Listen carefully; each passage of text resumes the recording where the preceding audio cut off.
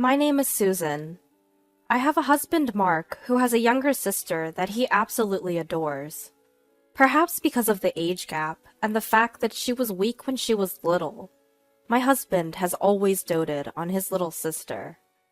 It seems that my parents-in-law also wanted to be a cute girl, and she grew up splendidly selfish, and when I got married, it was rough. She made quite a scene during our wedding, wanting to wear a dress herself and insisting she should be the one to cut the cake with my husband. She even tried to convince our parents to cancel the wedding. Despite all this, I was young and thought it would all be okay as long as she wasn't nearby, so I went ahead with the marriage. In hindsight, perhaps I should have reconsidered. "I'm just coming over to hang out. Let me stay the night. Tomorrow, you will show me the sights." Sightseeing? But she lives in the next city over, doesn't she?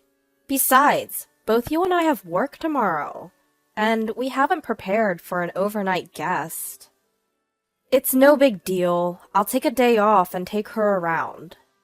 Indeed, he'd even take time off work, just for her. Even after our marriage, my husband's doting on his sister didn't stop. Every weekend she would come over, eat lunch and dinner with us, and then stay the night. One time, she found the estimate I had hidden for a trip and said, "You're going on a trip, big bro? I want to come too." And he just said, "Well, can't be helped. I'll pay for it." So she ended up coming on our trip too, which of course made me very angry. It caused a huge fight after she left. "I can't believe you! That estimate was for our honeymoon." "But you shouldn't have left it somewhere she could find it." "And how is it inside the shelf of my private desk an easy-to-find place?" "Well, she found it, so there's nothing we can do about it now." "We're canceling the trip then." "But you were so excited about it." "Well, now I'm not." "She's going to be so upset." "Fine. Why don't you two go then? The estimate covers 2 people anyway." "You're right. We'll do that." And he really did go on the trip with just his sister. And he paid for all of it. This was the only time I thought about divorcing. But I didn't think about divorce because I thought I couldn't do it unless there was something bigger. When they came back from the trip, she said, That was fun. Here's the laundry, Susan." "Why do I have to wash your clothes?" "You're the sister-in-law, right? So you wash them." I don't know what she means by so, but that's just how it is. This is the state of affairs for everything. "I wish you would say something, dear." "No, Amanda's weak. She couldn't handle it." "If she's so weak that she can't handle household chores, I don't think she should be traveling." When I said that sarcastically, my husband replied, "Well, you should have come with us then." "Right? It's your fault for being stubborn and not coming." Suddenly, I was the one being blamed. It's normal for a newlywed couple not to want the sister-in-law tagging along on their honeymoon, but to these two, it seemed I was the odd one out for not wanting to join their super fun trip. Indeed, you missed out. They joyously talked about their adventure, leaving me out. My sister-in-law, Amanda, was always hanging around my husband, and after several years of our marriage, she finally got married herself. Amanda's husband lived far away, so we were pleased about the upcoming marriage because it would create some distance between us. After Amanda got married, the visits she used to make suddenly disappeared, and we were having the first peaceful time since our marriage. Then, Amanda had a baby girl. We, my husband and I, celebrated the birth, and it seemed like we were finally able to have a normal relationship with our in-laws. But then, my husband brought Amanda and our niece home. "From today, we're taking care of these two. We'll provide for all their needs, so I hope you're okay with that." "What? Why? What happened to her husband?" "Apparently, he was having an affair, and when she confronted him, he became violent, so she fled. She's planning on divorcing him, but she doesn't have a place to stay, right? We have spare rooms, so I thought it's a good idea." "This is temporary, right?" "Of course not. It's for good. Amanda never worked a day in her life. We can support her. I was getting dizzy. I knew he adored his sister, but I didn't expect this. What does Amanda think about this? I can't work because of my health, and I've been a stay-at-home mom, so I can't live any differently. So you don't plan on leaving? You want to abandon a single mother? Besides, you don't have any children. Consider this a trial run. I burst out laughing. Until now, I had thought that divorce would not be possible without a lot of trouble. But the moment I realized that this was a lot of trouble, I thought that I could get a divorce, and laughter welled up. What's so funny? You're creeping me out. Have you lost your mind? Maybe I have. Well, that's how it is, so deal with it. All right, you two can use my room.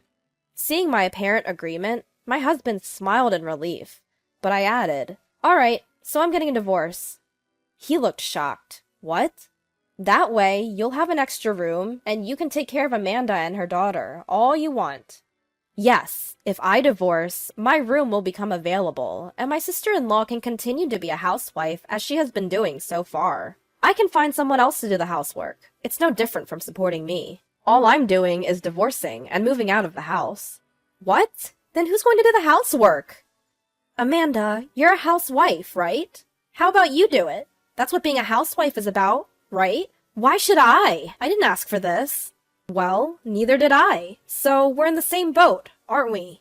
Saying this, I returned to my room and began to pack my belongings. You're telling me I have to support us alone? Of course. Did you claim you could support us knowing you couldn't? Faced with this, my husband's face became tight. Seems like that's true, huh? But I won't have anything to do with it anymore. We can discuss the rest later. Saying this, I left the house in the middle of the night. I got a hotel and contacted my parents. My parents were shocked at the unexpected call in the middle of the night, but they understood when I explained the situation, telling me I could return home tomorrow. Calls kept coming in from my husband and my sister-in-law on my cell phone, but it was too noisy, so I turned off the phone and went to sleep. When I woke up in the morning, there were a mountain of voicemail and emails. The general content was, I'm sorry for the sudden change. I'm waiting for your call. Sorry for the sudden request, but I have nowhere to go as I've also run away. Please come back. Please listen to what I have to say. Alongside these pleas were messages like, stop sulking and come back. I won't be responsible for your belongings. You're my brother's wife, so you better not defy me. Come back soon and make dinner, okay? Threatening emails like this, and even some with violent language, had come in. I copied all of them and got them printed out at a convenience store on the way back to my parents' house. When I arrived at my parents' house, they greeted me, saying, Why did you put up with this for so long? You should have come back sooner. Absolutely. You are going to divorce him, right? They were even angrier than I was. I had been worried about being scolded or being told that divorcing over something like this was an overreaction. But my anxiety and tension were released, and I broke down, crying. I explained everything that had happened. How I had reached my breaking point when my husband brought home my sister-in-law and niece. They suggested that I should first contact my in-laws. After all, since I had left, I had not heard anything from my in-laws. It made me wonder, why hadn't my doting sister-in-law returned to her parents' house, despite being cheated on? I decided to ask. When I went to visit my parents-in-law, it seemed that my sister-in-law's husband, Christopher, was also there. I explained that my sister-in-law and niece were currently living with my husband, that I had rejected this, and ran away to my parents' house. I see. So Amanda said that. Is that not true? I didn't expect Christopher to do such a thing, though. The one having an affair is Amanda. We even have evidence. I see. I understood after hearing from my sister-in-law's husband. She wouldn't be able to go to her parents-in-law's house then. I understand we have spoiled her, but I didn't expect it to go this far. I'm really sorry for causing trouble to Susan, too. Then it occurred to me. I wondered if my husband knew the truth and was hiding it. Actually, I think my husband knew and brought her home on purpose.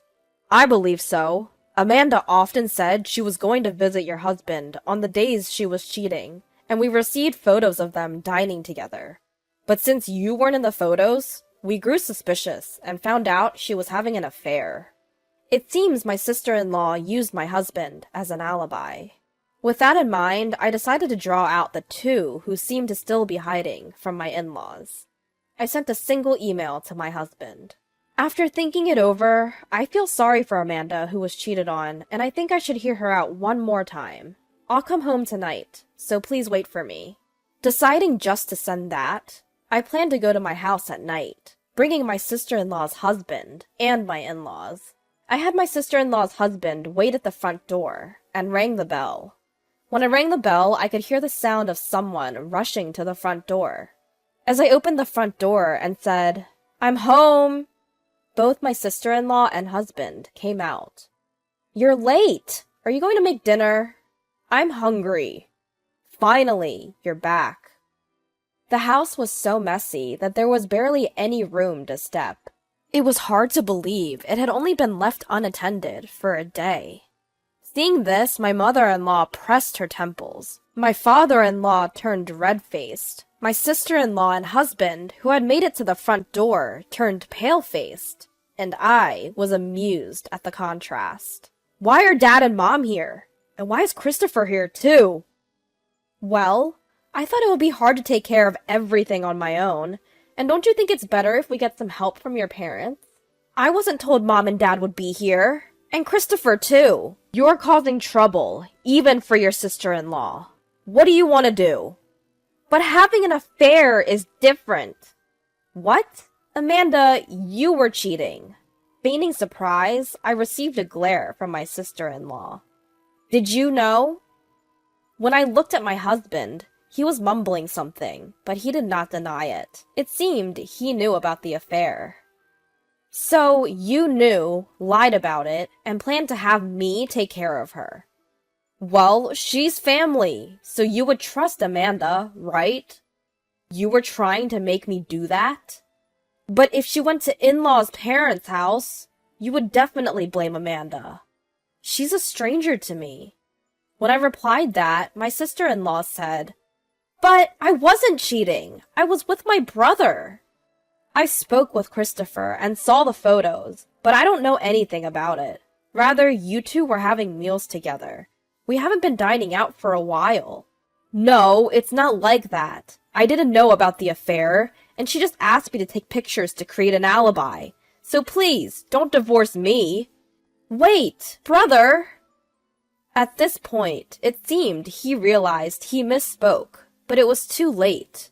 My husband, who had confessed to creating an alibi, had a face of regret.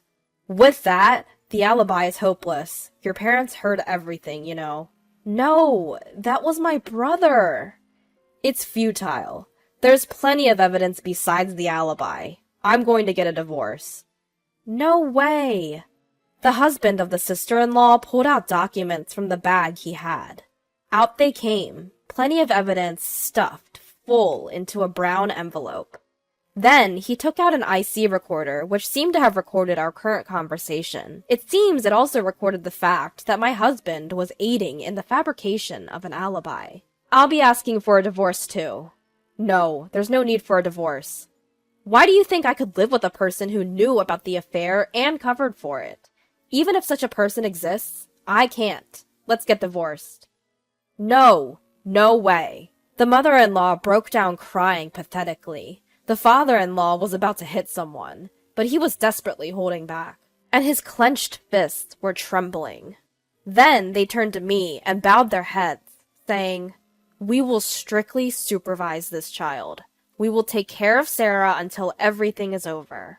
Susan, we are sorry for the trouble." The sister-in-law, whose alibi had collapsed, was disheartened and kneeled down, and my husband, who seemed to have given up, stood frozen on the spot. After that, the sister-in-law and her husband divorced. My husband and I also divorced.